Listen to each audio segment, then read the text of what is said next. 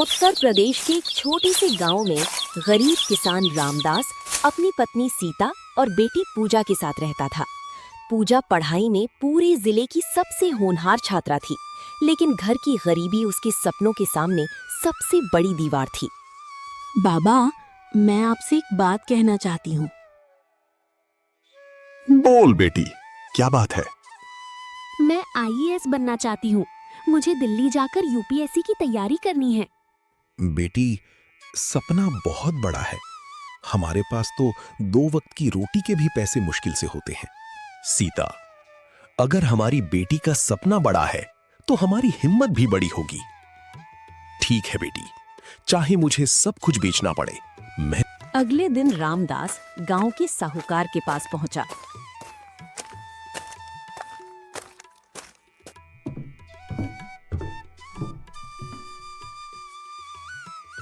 क्या चाहिए?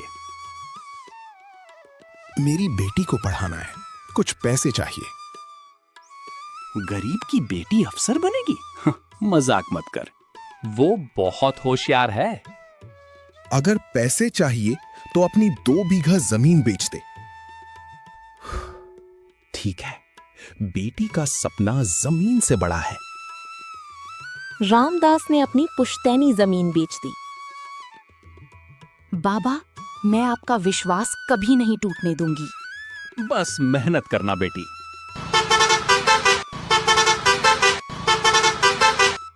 पूजा को दिल्ली भेज दिया।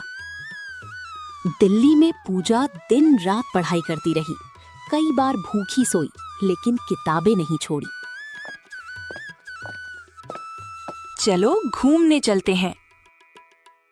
नहीं, मेरे बाबा का सपना मेरी किताबों में है। 1 साल बाद पहला रिजल्ट आया। हे भगवान, मैं फेल हो गई। अब मैं गांव कैसे जाऊंगी? फोन बजता है। बेटी, रो क्यों रही है? मैं हार गई बाबा। हार गई? नहीं, तू सिर्फ एक परीक्षा हारी है, जिंदगी नहीं। लेकिन आपकी जमीन। बेटा, मैंने जमीन बेची है, हौसला नहीं। लेकिन बाबा। अगर आज लौट आई तो लोग जीत जाएंगे, अगर डटी रही तो एक दिन तू जीतेगी। बाबा, मैं वादा करती हूँ, अब पीछे नहीं हटूंगी। दूसरी बार परीक्षा हुई। इंटरव्यू में अधिकारी ने पूछा, आप आईएएस क्यों बनना चाहती हैं? ताकि कोई गरीब पिता अपने बच्चे के सपनों के लिए अपनी जमीन बेचने पर मजबूर ना हो। बहुत अच्छा जवाब। बाबा, मैं आईएएस बन गई। आज मेरी मेहनत सफल हो गई बेटी। कुछ महीनों बाद गांव में एक सरकारी गाड़ी आकर रुकी। गांव वाले, अरे, कलेक्टर मैडम आ गई।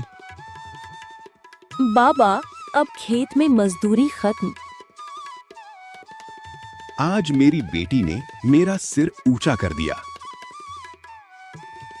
मुझे माफ कर दो रामदास, मैंने तुम्हारा मजाक उड़ाया था। गलती मान लेना ही सबसे बड़ी बात है। इस गांव की हर बेटी पढ़ेगी। किसी गरीब का सपना अब पैसों की वजह से नहीं रुकेगा। गांव वाले तालियां बजाते हुए, पूजा बिटिया की जय।